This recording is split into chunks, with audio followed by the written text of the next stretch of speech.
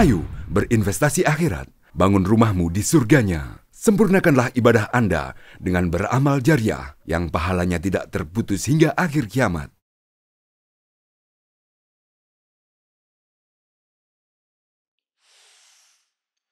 A'udzu billahi minasy syaithanir rajim.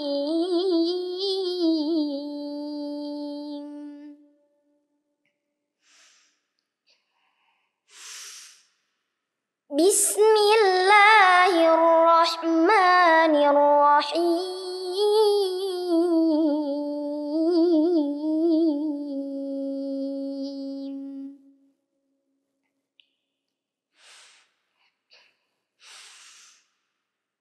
Kutiba alaikum idza hadara ahadakumul mautu in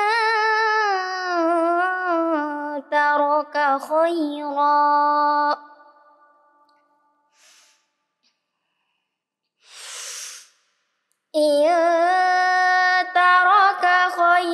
al-wasiyatu lil walidaini wal aqrabina bil ma'ruf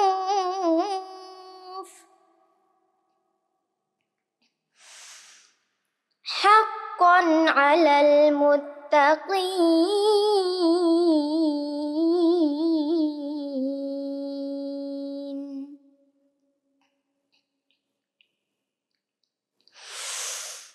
Faman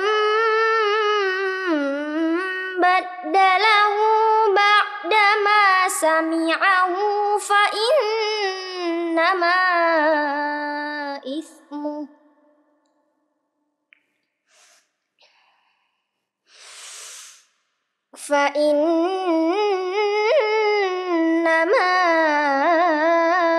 ismuhu 'alal ladzina yubaddilunah.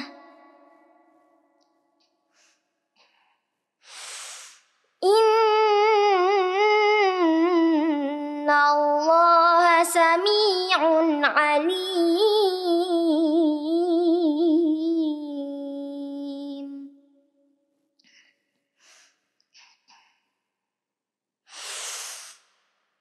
Faman khafa min musin janafan aw ithman fa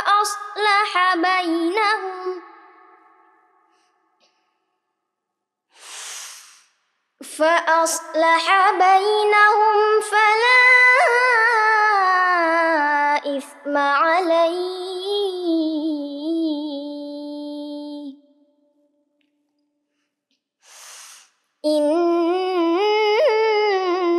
Innallaha ghafurur rahim.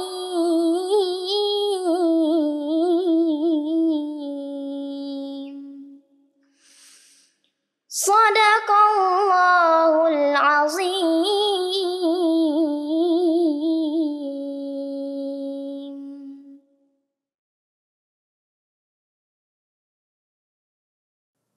Bismillahirrahmanirrahim. Assalamualaikum warahmatullahi wabarakatuh.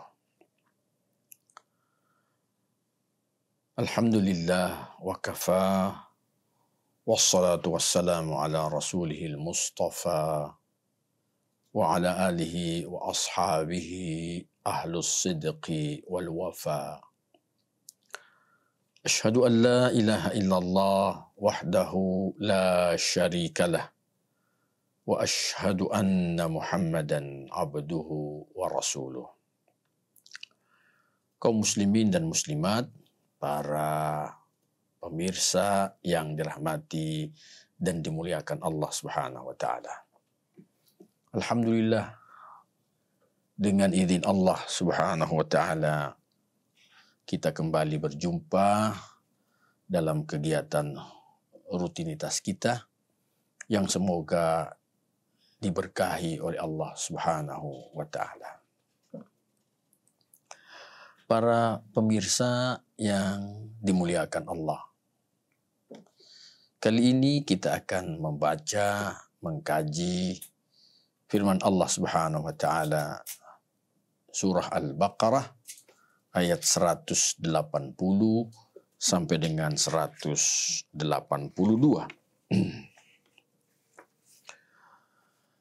Pada ayat yang ke-180 Allah Subhanahu wa taala berfirman, A'udzu billahi minasyaitonir rajim.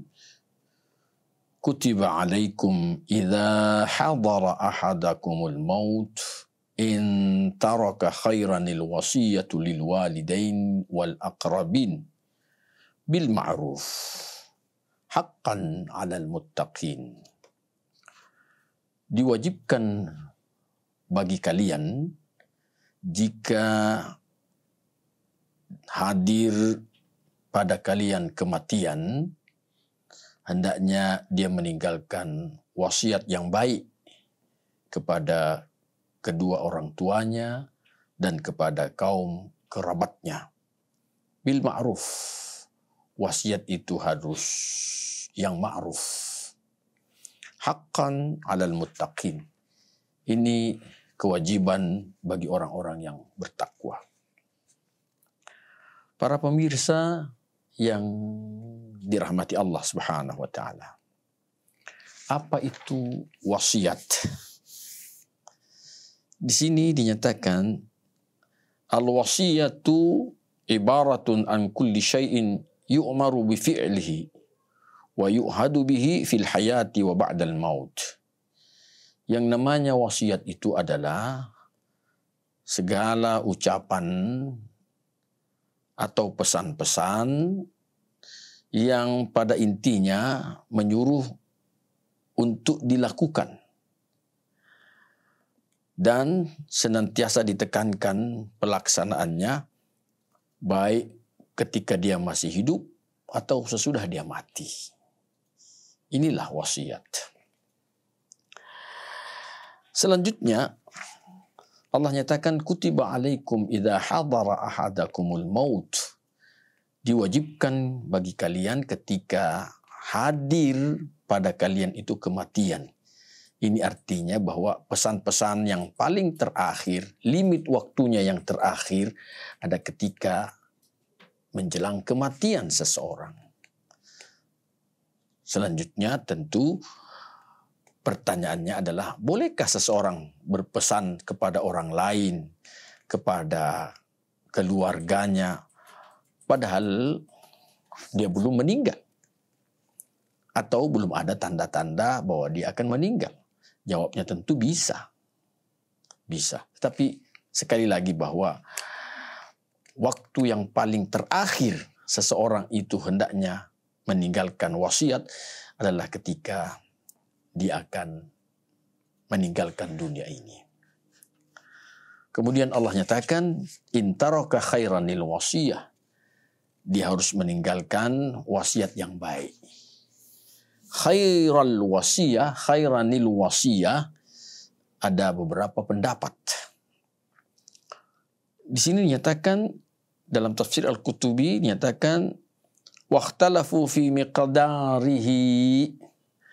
Ada perbedaan pendapat tentang kadar khairanil wasiyah. Karena khairanil wasiyah yang dimaksudkan di sini adalah al-mal. Ya, al-mal yang berkaitan dengan persoalan harta. Khairanil wasiyah. Kata khairan itu berkaitan dengan harta. Dan pada persoalan harta, wasiat yang berkaitan dengan harta ini ada kadar tertentunya. Maka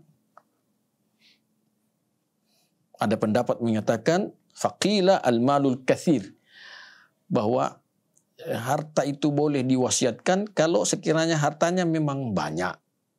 Dia mempunyai harta yang banyak, maka dia wajib meninggalkan wasiat yang berkaitan dengan hartanya yang banyak tadi.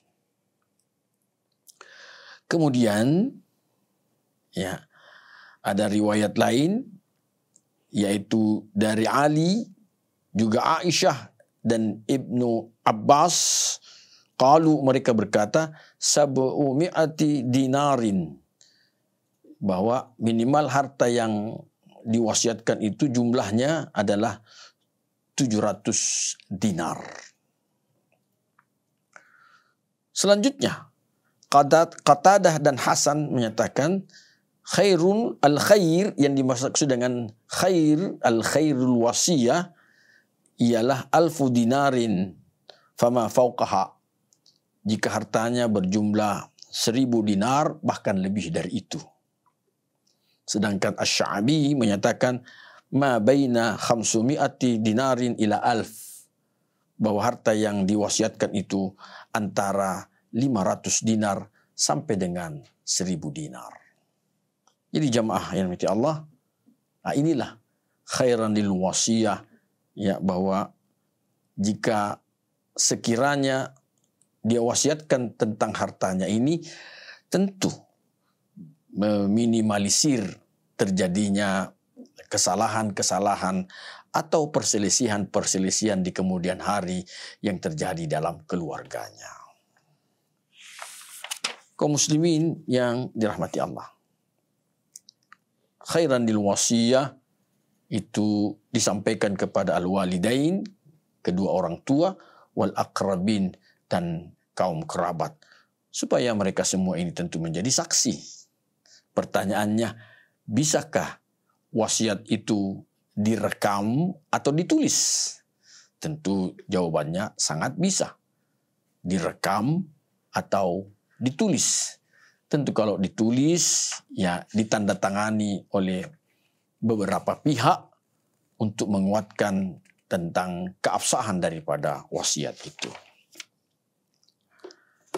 Kaum muslimin yang dirahmati Allah, di ayat yang ke-180 ini Allah menutup dengan haqqan 'alal muttaqin. Ini menjadi kewajiban bagi orang yang bertakwa. Kaum muslimin yang dirahmati Allah, ada sebuah riwayat yang di mana seorang sahabat yang bernama Sa'ad, beliau berkata, qala Sa'ad, adani Rasulullah SAW fi hijjatil wada' min waj'in ashfaitu minhu 'alal maut. Rasulullah pernah menjenguk saya ketika haji wada karena saya sakit yang dikhawatirkan bisa mengantarkan saya kepada kematian. Fakultu, lantas saya, kata saat ini, saya berkata kepada Rasulullah SAW, ya Rasulullah, balligh bi ma tara fil waj'. Ya Rasulullah, tolong sampaikan tentang keadaanku ini. Apa pandanganmu ya Rasulullah tentang sakit yang aku derita ini? Wa ana dzu malin, dan saya sesungguhnya mempunyai harta. La yarithuni illa bintun wahidah, yang pewaris saya hanya seorang anak perempuan. Afa atasaddaqu bi thulutsai mali, apakah saya harus bersedekah dengan 2/3 dari hartaku kepada anak perempuanku yang semata wayang itu? Qala, Rasulullah menjawab, la, jangan. Kultu, kemudian sahabat tadi bertanya lagi, afa atasaddaqu bi syatrih, apakah saya bisa bersedekah dengan separuhnya? Qala, Rasulullah menjawab, la, jangan. Ats-tsulutsu was-tsulus katsir, 1/3 dan 1/3 itu banyak. Innaka antadhara warathaka aghniya khairum min antadharahum ailah yatakaffafuna nas. Sesungguhnya jika kau meninggalkan kepada ahli warismu itu harta yang banyak, kekayaan, tentu itu jauh lebih baik dibanding dengan engkau meninggalkannya dalam keadaan miskin, kemudian dia meminta-minta kepada orang lain. Jadi jemaah yang dirahmati Allah, ini tentu menjadi pelajaran bagi saudara-saudara kita yang berharta. Kiranya hendaknya dia memperhatikan dengan baik persoalan wasiat yang berkaitan dengan hartanya terhadap keluarganya, terhadap anak-anaknya. Persoalan pembagian warisan, ya, tentu ini masalah yang juga harus serius disikapi. Jika sekiranya orang tua telah meninggal dunia, maka pembagian warisan itu tentu harus sesuai dengan yang disyariatkan oleh Allah Subhanahu wa Ta'ala. Dalam hadis yang sahih, Rasulullah sallallahu alaihi wasallam beliau bersabda, "Innallaha qad a'ta likulli dhi haqqin haqqahu, fala wasiyata liwarithin." Sesungguhnya Allah Subhanahu wa Ta'ala telah memberikan semua yang punya hak itu, Allah telah berikan haknya. Semua yang punya hak, Allah telah berikan haknya. Masing-masing sudah ditentukan oleh Allah Subhanahu wa Ta'ala. Fala wasiyata liwarithin, maka tak ada lagi wasiat terhadap si ahli waris. Maksudnya bahwa tidak boleh ahli waris itu melakukan hal-hal yang melanggar daripada hal-hal yang sudah ditentukan oleh Allah Subhanahu wa Ta'ala.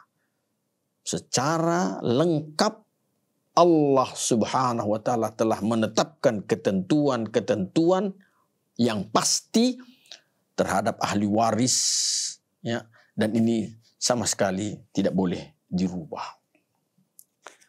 Kaum muslimin, muslimat yang dirahmati Allah.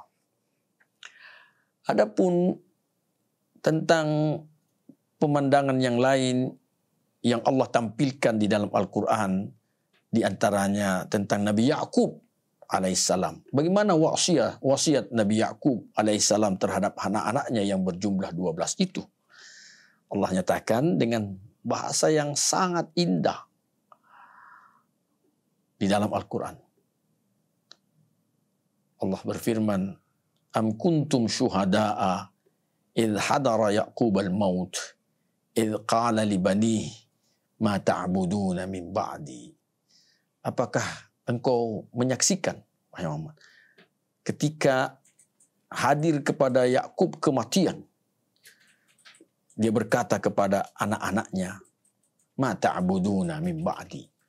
Apa yang kalian sembah sesudah aku meninggal nanti?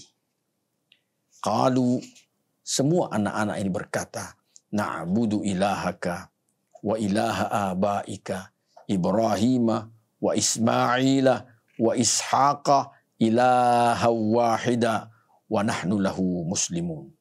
Wahai bapakku sayang, kami akan menyembah Tuhanmu dan juga Tuhan bapak-bapak kamu yang terdahulu, yaitu Nabiullah Ibrahim, Ismail dan Ishak, Tuhan yang satu, dan kami senantiasa berserah diri kepadanya.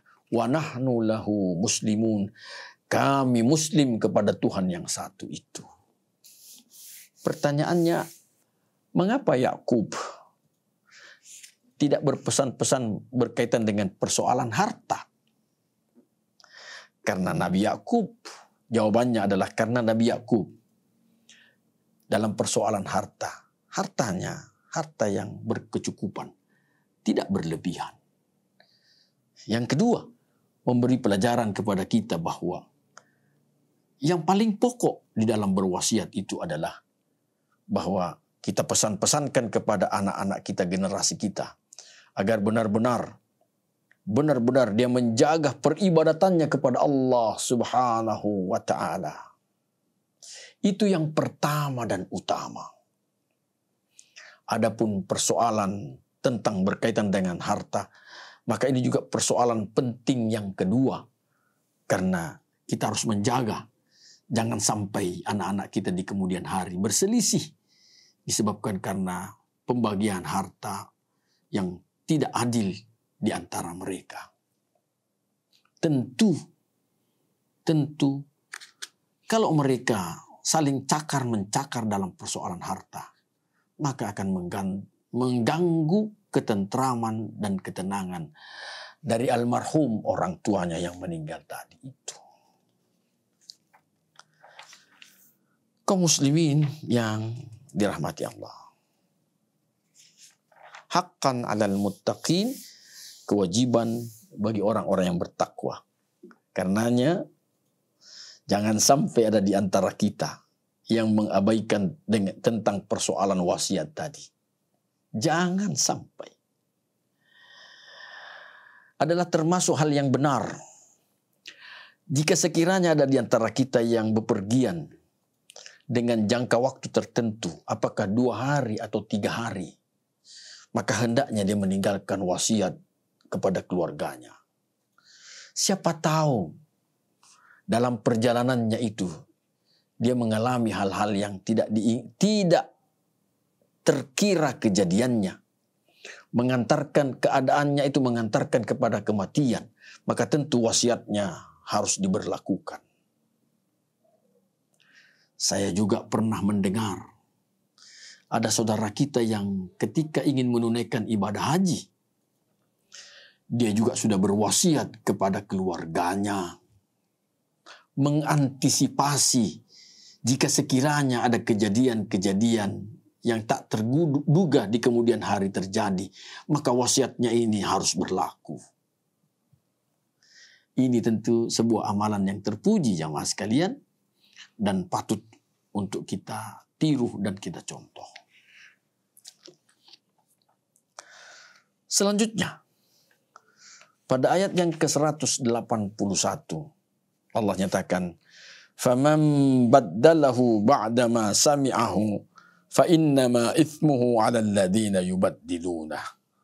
Siapa yang mengganti wasiat itu padahal dia sudah dengarkan wasiat itu, maka sesungguhnya dosanya dipikulkan dan dibebankan kepada yang menggantinya.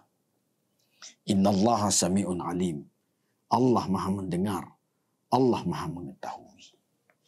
Jangan sampai terjadi kong kali kong di kemudian hari. Padahal wasiat ini sudah sangat jelas dan tegas. Ada persekongkolan yang tidak sehat. Iblis mulai menari-nari dalam pikiran mereka.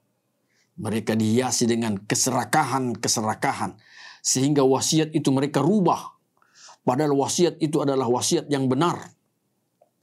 Maka tentu yang merubahnya, dosanya sepenuhnya dia yang menanggungnya. Dia yang menanggungnya.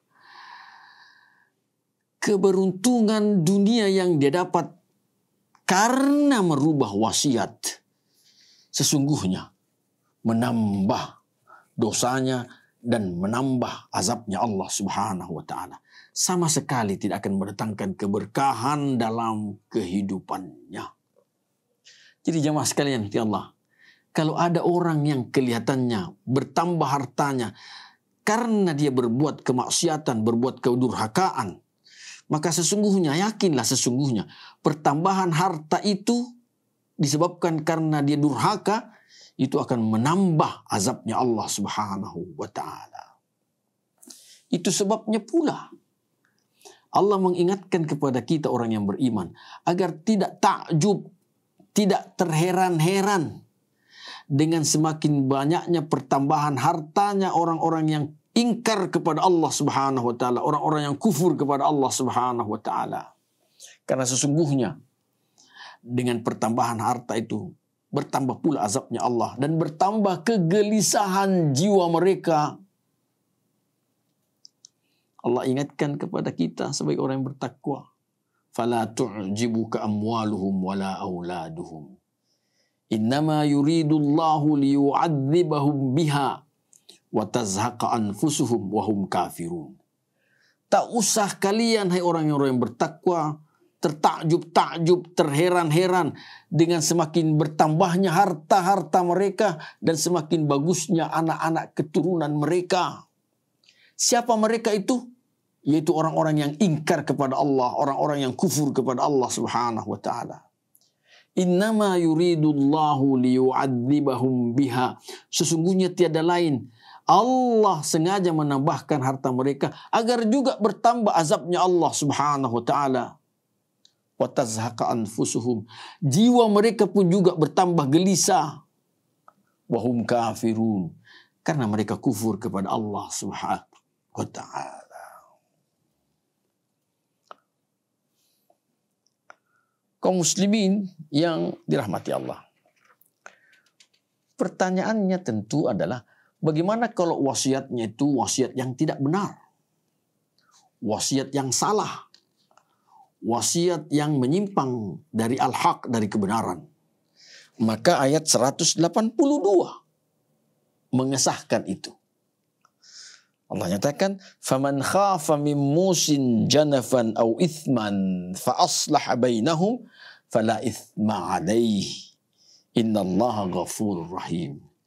Siapa yang takut bahwa dalam wasiat itu ada terjadi penyimpangan atau bakal menimbulkan dosa, fa aslaha bainahum, maka dia memperbaiki orang-orang yang mendapatkan wasiat tadi itu, wasiatnya diperbaiki, fala itsma alaih, maka tak ada dosa bagi yang memperbaiki wasiat yang bisa menimbulkan dosa tadi itu.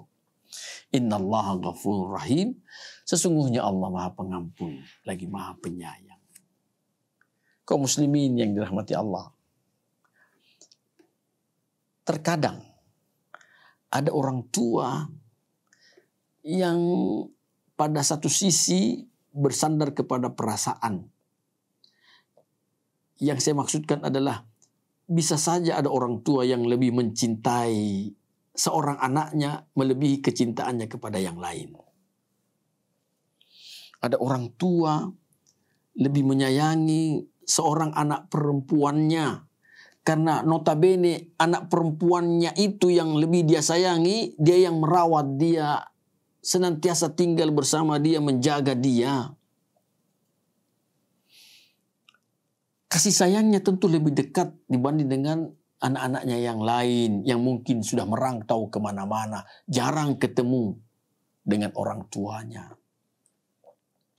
Maka anak yang sering merawatnya ini tidak menutup kemungkinan mendapatkan pembahagian dari wasiat itu yang lebih banyak dibanding dengan saudaranya yang lain. Maka tentu ini bisa saja melanggar syariat Allah Subhanahu wa taala. Apalagi kalau misalnya dia itu perempuan. Bukankah pada dasarnya Allah menyatakan bahwa bahagian perempuan itu setengah dari bahagian laki-laki? Kalau orang tuanya yang berwasiat, dia balik. Bahwa yang laki-laki itu hanya dapat setengah saja. Yang perempuan ini dapat satu karena dia yang merawat dia. Dia yang tinggal bersama orang-orang tuanya. Tentu ini bertentangan dengan syariat. Yang mendengarkan wasiat ini bisa saja dia rubah. Dikembalikan wasiat itu sesuai dengan yang disyariatkan oleh Allah Subhanahu wa taala. Tentu anak-anaknya diberi pengertian bahwa beginilah semestinya wasiat itu sesuai dengan yang disyariatkan oleh Allah Subhanahu wa taala. Maka yang merubah, mengembalikan wasiat itu kepada kedudukan yang sebenarnya, tentu dia tidak berdosa. Yang kedua, jemaah sekalian, bagaimana kalau wasiat itu benar-benar memang salah? Ada kasus. Ada orang tua yang notabene orang tua ini dulu dia punya saudara. Dia bersaudara beberapa orang. Di antara saudaranya ini ada seorang yang agak rakus.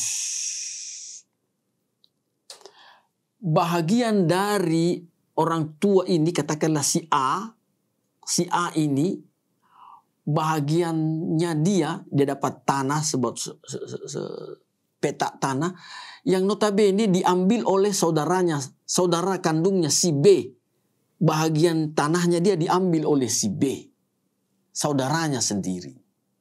Karena merasa bahwa semua tanah-tanah yang di kampung itu yang dipunyai oleh orang tuanya, dia sendiri yang mengelola. Karena dia merasa berjasa, maka dia pengen bahagiannya lebih. Si A ini sama sekali tak punya jasa dalam merawat, mengelola tanah dari orang tuanya. Bahkan si A ini tidak tahu berapa banyak jumlah tanah orang tuanya dan di mana letaknya. Akibatnya, jangan sekalian, si orang tua si A ini sakit hati dengan saudaranya si B. Sakit hati yang mendalam. Yang ujung-ujungnya sakit hatinya ini dibawa sampai kepada menjelang kematian. Dia berpesan kepada anaknya. Orang tua A ini berpesan kepada anaknya. Wahai anak-anakku, kata dia, jangan sekali-kali ada di antara keluarga kalian ini yang menikah dengan keluarganya si B. Karena si B ini dulu pernah sangat menyakitkan hati saya. Anak-anak di kemudian hari ini takut kualat. Sehingga kalaupun sekiranya ada di antara mereka yang menyukai keluarga si B, ya, dan ingin dia melamar, maka ada peringatan keras dari orang tua-tua yang pernah mengetahui wasiat daripada orang tua A ini. Sehingga dia menyatakan, tak boleh engkau menikahi keluarga si B. Karena sudah ada pesan-pesan dari orang tuamu. Nanti pamali. Ini pamali. Terjadi nanti kutukan di dalam keluargamu nanti. Ini yang dipegangi. Pesan-pesan seperti itu yang dipegangi. Padahal sesungguhnya pesan itu adalah pesan yang salah. Siapa yang meluruskan pesan ini, mengembalikan kepada yang sebenarnya, maka tentu yang meluruskannya, yang mengubahnya tidak berdosa. Bukankah keluarga A yang notabene pernah disakiti ini dengan keluarga B, kalau sekiranya mereka bukan muhrim, bukankah bisa saling menikah di antara mereka? Cucu cicitnya, jangankan itu anaknya, sepupu sekali bisa dinikahkan. Karena sepupu sekali bukan muhrim.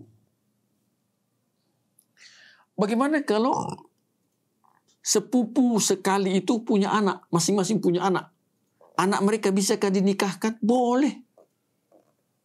Boleh. Jangan sampai terhalang disebabkan karena persoalan wasiat tadi itu. Ini juga menjadi pelajaran berharga bagi kita. Karena tidak menutup kemungkinan kita yang notabene punya saudara, tidak menutup kemungkinan ada di antara saudara-saudara kita yang wal'iyadu billah, kita bermohon perlindungan kepada Allah. Mudah-mudahan itu tidak terjadi karena kekurangan pengetahuan agamanya, sehingga iblis mudah mempermainkannya. Dia dirasuki dengan kerakusan, sehingga apa yang menjadi yang semestinya tidak dia lakukan kepada kita, tapi dia lakukan.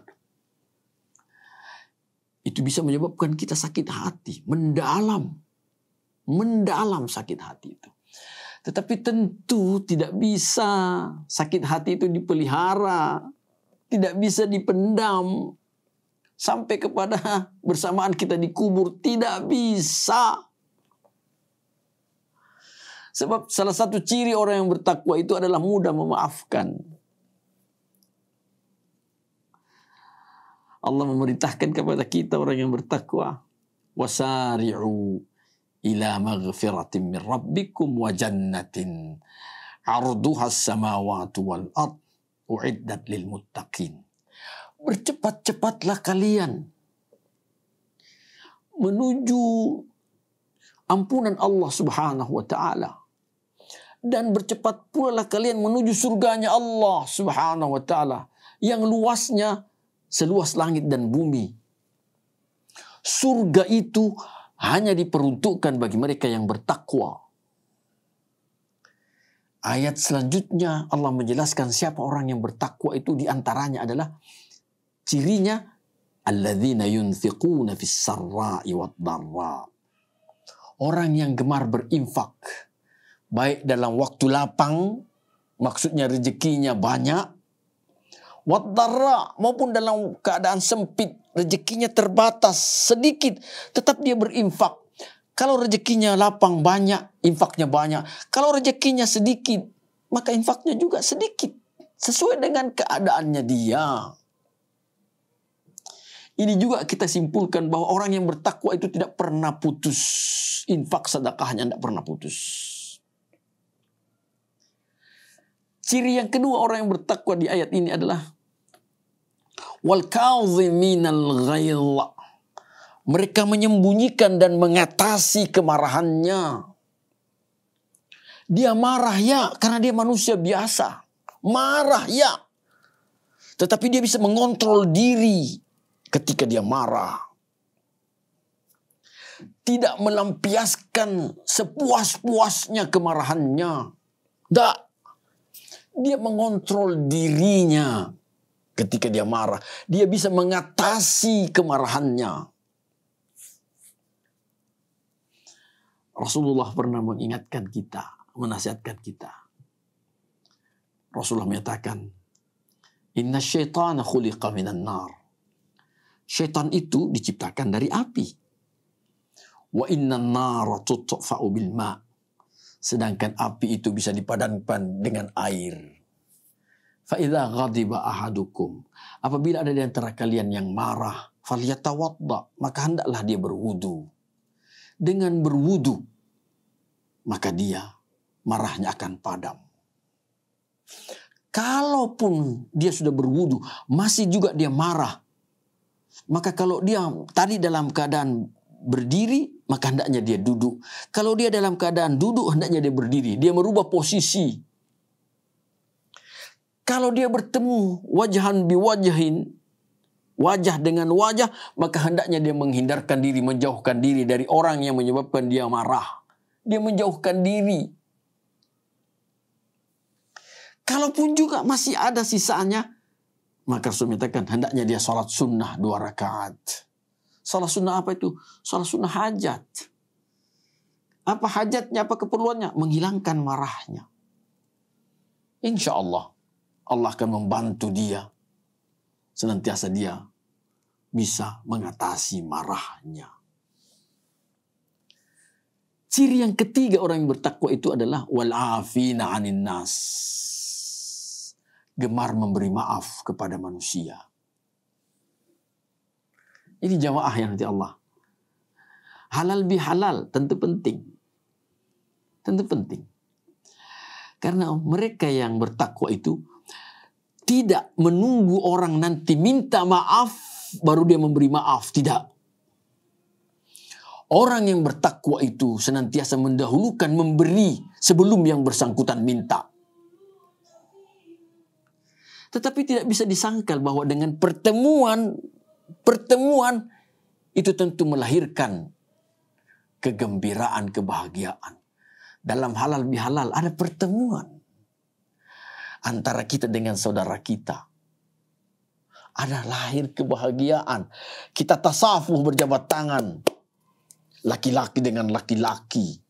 Perempuan dengan perempuan. Tidak boleh at-tasafuh berjabat tangan. Lawan jenis yang bukan muhrim.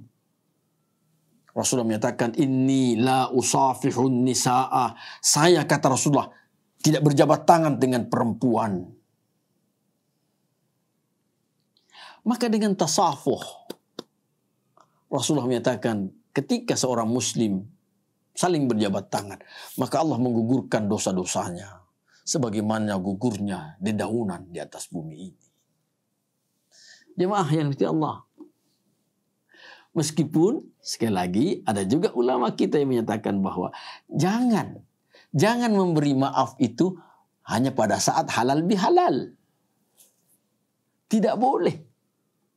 Artinya dianjurkan bagi kita pemberian maaf kita itu sangat cepat. Jangan dipendam. Jangan dipendam sakit hati ini. Jangan dipendam dendam kita ini kepada seseorang. Ya, tidak boleh. Jadi kita kembali jamaah sekalian bahwa ya, memberi maaf itu tentu jauh lebih bagus. Jauh lebih bagus. Dan tidak akan turun gengsi harga diri seseorang dengan dia memberi maaf. Kita ini riskan mengalami atau melakukan kesalahan-kesalahan karena sering kita ini merasa lebih daripada orang lain. Hati-hati jamaah sekalian.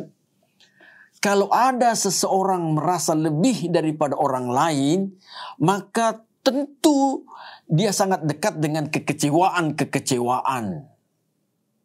Sangat dekat dengan perbuatan-perbuatan salah. Ada orang merasa lebih cantik dibanding dengan perempuan lain. Ada orang merasa lebih gagah dibanding dengan laki-laki lain. Sehingga kalau tidak atau kurang dihormati, kurang dipuji kecantikannya, dia merasa sakit hati. Merasa sakit hati. Atau dia bertemu dengan orang yang ya cantiknya sebanding, gagahnya sebanding, dia merasa sakit hati. Ada orang yang merasa lebih kaya dari orang lain. Maka ini bisa menimbulkan ketakaburan. Ketika dia tidak dipuji, dia akan sakit hati.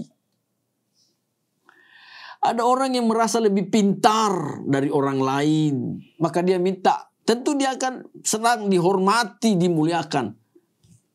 Kalau tidak dimuliakan, tentu dia akan kecewa. Hati-hati jangan sekalian. Pada acara-acara tertentu, biasanya ada kursi itu diperuntukkan untuk orang-orang tertentu. Yang dianggap bahwa orang yang duduk di kursi tertentu itu adalah orang yang punya kelebihan, berlebih. Dia lebih kaya, dia lebih alim, dia pejabat, tentu melebihi daripada rakyat biasa, didudukkan pada kursi tertentu. Ketika ada seseorang yang merasa lebih lantas tidak didudukkan di kursi itu karena sudah penuh, bisa jadi dia kecewa. Bisa jadi dia kecewa. Ya. Dan yang duduk di antara duduk di antara kursi-kursi itu ada di antaranya yang tidak punya kelebihan. Hanya karena dia akrab dengan si tuan rumah atau yang punya acara, sahibul hajah. Ya, dia merasa kenapa orang itu duduk di kursi itu, padahal saya ini lebih kaya dari dia, saya ini lebih pintar daripada dia.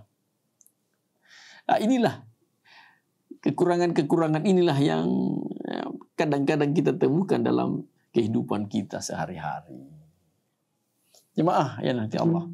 Meskipun pada hakikatnya adalah akhlak yang mulia, bahwa kita menghormati atau memuliakan orang tertentu, tetapi yang perlu diwaspadai bahwa kita ini jangan sampai ada sakit hati, ada merasa direndahkan ketika kita punya kelebihan lantas tidak disambut sebagaimana yang kita inginkan. Jangan sama sekali itu terjadi. Jemaah yang dirahmati Allah, kita kembali ya bahwa pesan-pesan yang salah, pesan-pesan yang buruk, kalau itu dirubah, maka yang merubahnya tidak mendapatkan dosa. Ada orang tua awam, ya orang tua awam. Saya maksudkan awam karena kurang mempelajari agama dengan baik dan benar. Ketika dia mau meninggal, dia berpesan kepada anaknya, "Nak, nanti kalau saya meninggal, jangan lupa ya, setiap malam, katakanlah setiap malam Jumat, bawakan Bapak makanan kesukaannya di kuburan Bapak ya. Nak, nanti kalau Bapak meninggal, ya bawakan di kuburan Bapak sate kambing ya. Nak, nanti kalau bapak meninggal, jangan lupa bawakan bapak ya yang bapak sukai. Saya pernah menemukan jemaah sekalian, ketika ikut mengantar jenazah di salah satu komplek pekuburan, saya mendapati di sebuah kuburan di situ ada sebungkus rokok yang masih utuh. Cuma karena sudah terkena panas dan hujan sehingga bungkusannya menjadi sedikit pudar warnanya. Dalam hati saya bertanya, mengapa ada rokok di sini? Apakah ini pesan-pesan daripada yang bersangkutan? Maka kalau ada orang tua berpesan begini, nah kalau bapak nanti mati, jangan lupa ya, setiap malam ini bawakan bapak makanan atau minuman kesukaan. Itu tidak dilakukan, maka anak tidak berdosa, tidak durhaka kepada orang tuanya. Kenapa? Karena pesan-pesan itu, wasiat itu adalah wasiat yang salah. Sang anak yang tidak melaksanakan wasiat itu tidak berdosa. Jamaah yang dirahmati Allah, tentu seperti yang saya katakan tadi, apa yang dilakukan oleh Nabi Yakub, pesan-pesan Nabi Yakub ketika menjelang kematiannya terhadap anak-anaknya, ini hendaknya menjadi rujukan yang baik dan berharga bagi kita semua. Jadi yang utama adalah kita berpesan kepada anak agar dia senantiasa dekat dengan Allah Subhanahu wa taala. Jangan dia berlaku syirik, berbuat syirik. Jangan dia durhaka kepada Allah Subhanahu wa taala. Yang kedua, bagi yang bersangkutan yang mau meninggal, kalau sekiranya dia mempunyai harta yang cukup banyak, maka jangan dia mengabaikan pesan-pesan itu. Agar di kemudian hari tidak terjadi fitnah di antara anak-anaknya. Ya, tentu pesan-pesan itu yang berkaitan dengan harta adalah pesan yang tidak bertentangan dengan yang disyariatkan oleh Allah Subhanahu wa taala. Kalaupun pesan itu salah, keliru, maka orang yang memperbaiki, meluruskan pesan itu di kemudian hari juga tidak mendapatkan beban dosa dari Allah Subhanahu wa taala. Dasarnya adalah firman Allah tadi di ayat yang ke-182, "Faman khafa min musin janafan aw ithman fa aslaha bainahum fala ithma alaih." Barang siapa yang takut dari yang berpesan itu ada kebengkokan pesanannya, wasiatnya bengkok, tidak lurus, tidak benar, dia perbaiki. Ada pesan-pesannya yang bisa mengandung dosa, maka dia rubah, dia perbaiki. Ya, fala itsma alaih. Maka tentu yang memperbaikinya, yang merubahnya tidak berdosa. Semoga ini menjadi bahan pelajaran bagi kita semua dan jangan dianggap ringan Bapak sekalian, Bapak Ibu. Meskipun katakanlah umur saya masih panjang. Nanti kalau saya mau mati baru saya berpesan-pesan, tidak, minimal ada pengetahuan yang kita dapatkan bahwa senantiasa berpesan-pesan itu penting. Ya, berpesan-pesan itu penting. Meskipun kita belum meninggal, berpesanlah kepada anak, nak, jaga sholatmu ya, nak, belajar yang tekun nak ya, nak, jangan lupa senantiasa berdoa kepada Allah Subhanahu wa taala, nak, carilah teman yang akidahnya, ibadahnya bagus. Karena sekarang ini luar biasa. Banyaknya orang-orang yang berakidah yang jelek, berakhlak yang buruk, yang siap mempengaruhi anak kita, menjerumuskan anak kita. Semoga Allah senantiasa melindungi kita semua dan juga keluarga kita masing-masing.